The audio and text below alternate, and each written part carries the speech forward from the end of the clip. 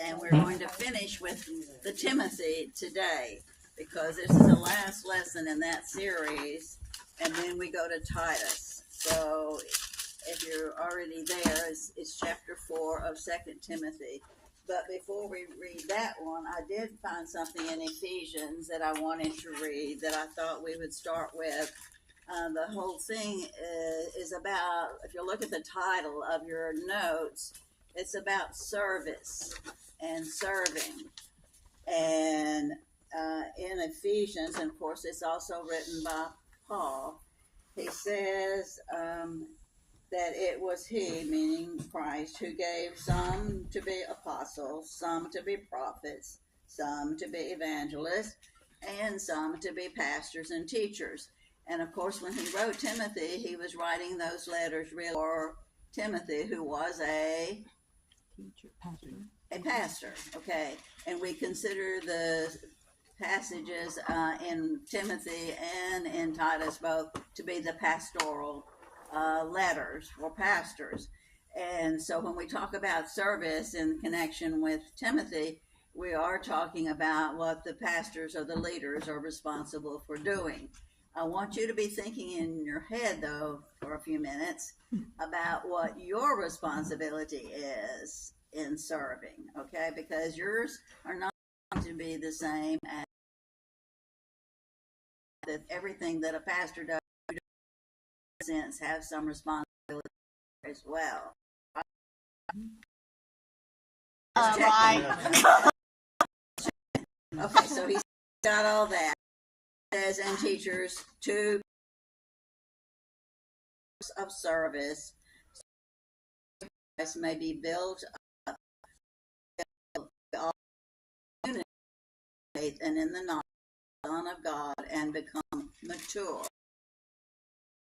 whole measure of Christ.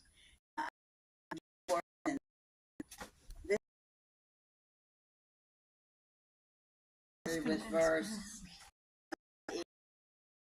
and I verse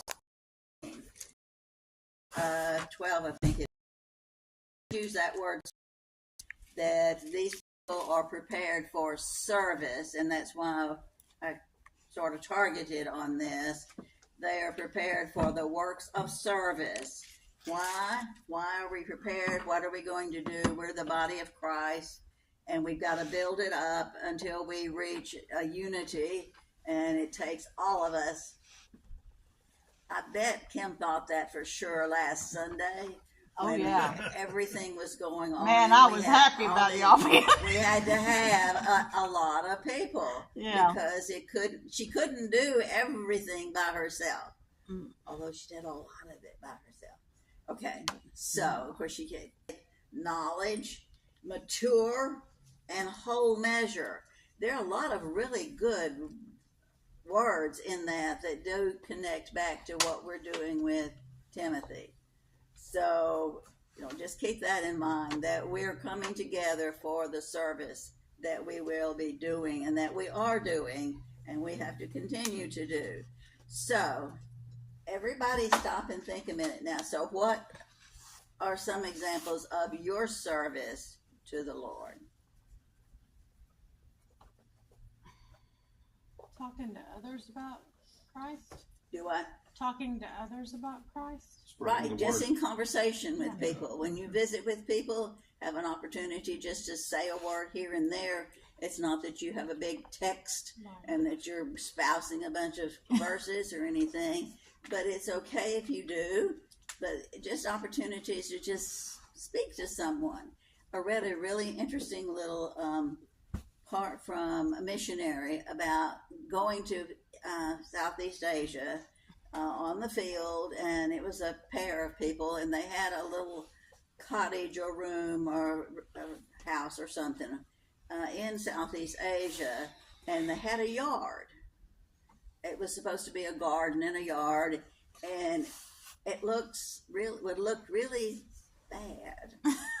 It was not attractive. The yard was, and the little missionaries said they really weren't worried too much about their yard. I mean, that's not what they came to Southeast Asia for. So they didn't really think anything much about it. but then people in the neighborhood that they would meet, and they'd say something about the yard, and it was not complimentary. And that kept happening. And they had been praying for opportunities to witness and to deal with people. And finally, they just looked at one another, whatever, and they said, let's get out and work in the garden. Let's work on the yard. So that's what they did. They got out there and they started working, I guess, pulling up weeds, doing whatever it is that needed to be done, getting trash out and that sort of thing. And all of a sudden, the neighbors started stopping and wanting to chat. They'd bring over some tools. They'd want to give some advice. And he said before they knew it, that garden became the hangout for the neighborhood. So You never know. that's a very unusual sort of service, but it was the way that the Lord was working it out. It started with a trashy yard. And once they got in there and they started making improvements and doing it, then here come, the people, and opportunities were there. Another time they had something they had to have done or whatever, and they were just going to stop at this one little place of business, and they knew the person, but not well or anything. And they stopped. The man went in. He told the wife, "You just wait in the car. It won't take but a minute." And the man got tea things out, and he wanted to visit. And so he realized he better get his wife out of the car, bring her in. And once they had a chance to visit, all of a sudden, then the opportunity to say something else was available, and not until they did that. So with us, even just having a listening ear, being willing to stop a minute, Slow just down. chat, talk to someone, may be all that's necessary to develop a relationship. So I thought all of that was kind of introductory and for material that we could have. Oh, and one other thing that I found that I like that I'm going to share with y'all. Can you finish this quote? Be strong and of good Courage. Courage or cheer. Okay, that's what you would expect it to be. But this particular thing was a little boy who was learning his memory verses. And the mother wasn't really paying much attention. This was another missionary, by the way. And all of a sudden, she heard her little boy say, "Be strong and contagious." And she thought, okay, be strong and contagious. Be strong and of good. No, be strong and contagious. And she decided, you know what? That's what she needed to be, all right. Because you want somebody to catch whatever it is you've got. You want them to catch your faith. You want them to catch the truth about the word and that sort of thing. So be strong and contagious. I think I'll not forget that because it's such a neat thing. Children have a way of showing us things sometimes when we miss out on it otherwise. So anyway, be strong and contagious, and we're going to have to keep that one in mind because that's an example that we're going to be setting. And then the rest of your title up at the top of the page is Serve How? Confidently, which would mean you're not afraid. Remember the verses that we had earlier, that he did not give us a spirit of fear, but of power and love and sound mind. So we are to serve confidently. So our introduction then for chapter 4, it says Paul's second letter to Timothy is written during a difficult time for Paul personally, as he has been, what do you think goes in that blank? Discouraged. He has been deserted by many. Remember, he was actually doing these mission churches and that sort of thing, and teaching and preaching, and a lot of the workers that had been with him deserted him. And at this time, he also senses imminent death. He is expecting to be killed, and he does end up being killed by the Romans. So it is a desertion and death. And of course, where is he? He is actually in a prison. He's captive by the Romans. He also senses a very urgent need to encourage and challenge Timothy in his, what's our C word? Charge. You could say that. The word that I like to use is calling. We talk about the calling. Are you called to, or called into the ministry? You hear people say, well, he's been called into the ministry. So we talk about our callings by many, and so he was called as a pastor and to be an example both. And we're called not as pastor, but we're called to be the E word here. We are called to be an example, and we're supposed to be aware of that. Surely Timothy would gain strength and reassurance from Paul's testimony, attitude, and perspective in the challenges that they both face. So Paul is going to get encouragement just like Timothy will be getting encouragement and in need of it. Okay, now if we will look at the first 5 verses of chapter 4, it says, as a prisoner for the Lord, then I urge you to live a life worthy of the calling you have received. There's that word calling. Be completely humble and gentle. Be patient, bearing with one another in love. Make every effort to keep the unity of the Spirit. I'm reading from Ephesians on a. Yeah. Very familiar. But y'all didn't stop me soon enough. I was trying to find it. Okay, yeah. A different version. Yeah, it's the same thing. I'm sorry. My fault. My word. Okay, in the presence of God. Now we're there. We are in God's presence, right? Right. All right. Right here and now. Of God and Christ Jesus, who will judge the living and the dead, and in view, in other words, because of the fact that God is actually here with us, and because we know that God is going to come again, that's the appearing. Okay, in view of the appearing and of his kingdom, I give you this charge, or this responsibility. This is what you got to do. Then he says, preach the word. Okay? Be prepared in season and out of season. Correct, rebuke, and encourage. Okay, it's a series of verbs here. These are the things you've got to do. You have to preach, you have to correct, you have to rebuke, you have to encourage with great patience and careful instruction. You want to get it right, for the time will come when men will not put up with sound doctrine. Instead, to suit their own desires, they will gather around them a great number of teachers to say what their itching ears want to hear. They will turn their ears away from the truth and turn aside to myths. But you keep your head in all situations, endure hardship, do the work of an evangelist, discharge all the duties of your ministry. Okay.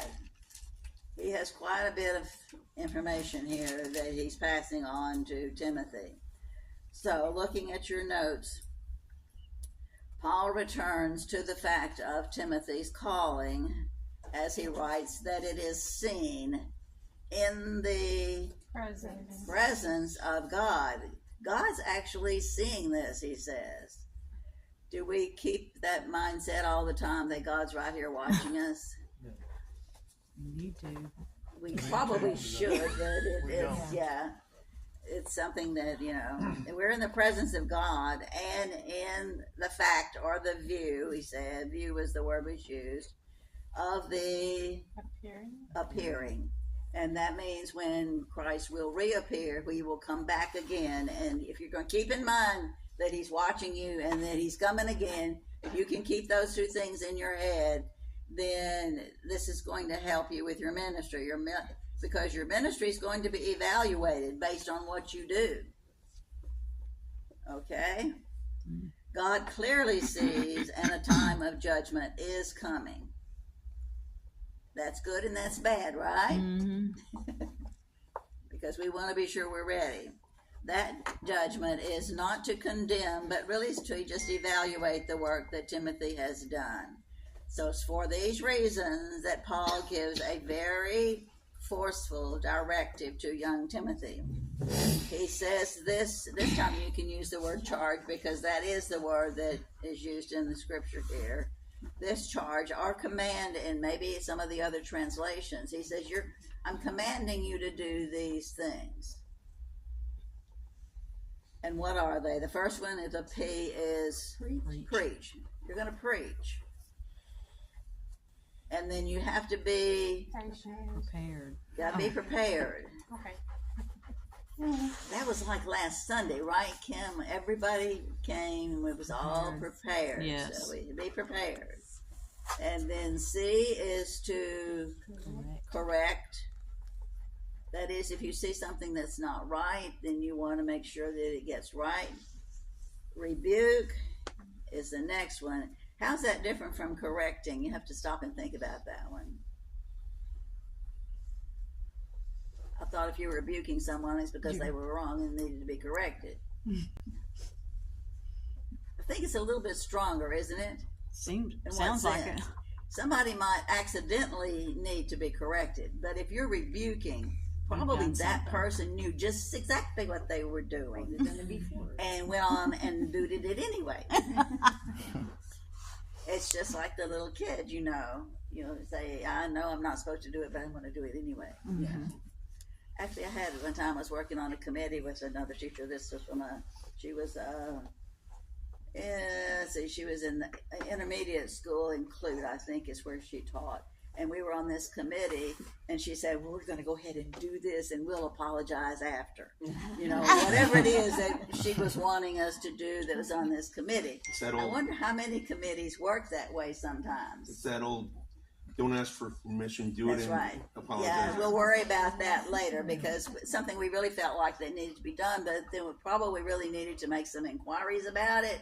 And she says, no, we're going to go ahead and do this, and we'll take care of that later, whatever.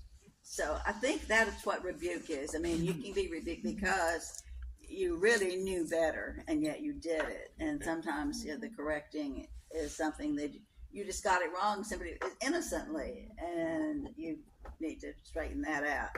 So those are two different things that he would have to keep his eye open for.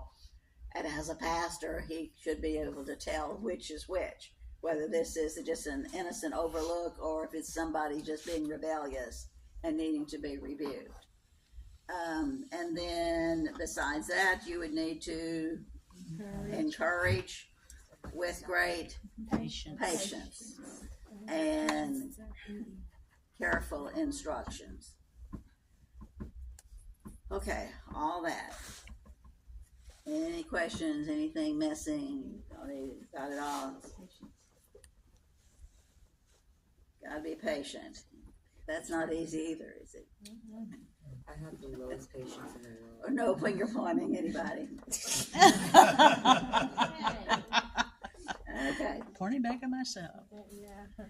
Okay, appearing refers to when Christ returns to rule in his kingdom. Timothy is to Persist. In carrying out these duties, whether Convenient? convenient, yes, okay. whether it's convenient or not. Well done. That's what in season or out of season means. Sometimes it's not convenient. When somebody needs something or you've got to do something, and really it would be better if we could do that next week or the next month or whatever, but it may be that this is something that's got to be done when? It's not convenient. So you're doing it whether it's convenient or not. Yeah, I'm also procrastinator. So Rather not do it, but... So time is critical because things will reach a point where men will not put up with what kind of doctrine? Sound. And what did sound, well, we talked about if it was a sound, somebody said he has a very sound body, sound philosophy or whatever. Solid. Healthy. The word healthy, something that's safe and sound, straight, very healthy. You're not in any danger or whatever. But basically, sound over and over again is supposed to basically be transferred as healthy doctrine. Because if you have healthy doctrine, healthy beliefs, you have what? A healthy Church. and our goal is to have a healthy church. So that's what Timothy's goal is supposed to be, is what Paul is saying. And you want a healthy church, because if you let all different kinds of doctrine be going on, and you're saying one thing, Debbie says it's got to be this way, and then Ann says nope, it's got to be that way, may not be healthy. So you have to, you want to have a healthy church. All right, so sound doctrine, make it really sounds like it's safe, it's enclosed. So men will seek teachers for their itching ears. And then in the Holman, it said something about that being that they want to hear something new. I thought it was, in my mind, it was that they want to hear something that they liked. Well, it would be, but basically if they were looking for something new, like that the real gospel had just gotten sort of, I already know that. I want something different. I want something new. I think you could probably see all of that would probably be true, because they want to hear something other than the truth. In other words, that's basically it. They want to hear something other than the truth. We don't like to hear the truth sometimes. In fact, I think the time we don't really want to hear what the truth is. An awful lot of people are that way, and yet it's best if we do hear the truth. We've learned, or we should have learned by the time we're all the age, at least I am here. If I don't know by now that truth is best for me, then I am in serious trouble. Mm-hmm. So we really should want the truth, even though the truth can sometimes be very painful to hear it. Mm-hmm. But it's important. Okay, so therefore, Paul now gives Timothy 4 more commands. This man is good at giving commands. You notice how good he is at giving commands. Most men are. Okay, he tells Timothy he has to keep his Head. His head. head. You ever hear somebody say, does he even have a head on his shoulders? Or, people say things like that, Or because he's got a good head on his shoulders. we just gotta be sober, be serious here. Don't do something stupid. So you want to keep, literally it says that really is be serious in all situations. Then number 2 is to endure hardships. What is that?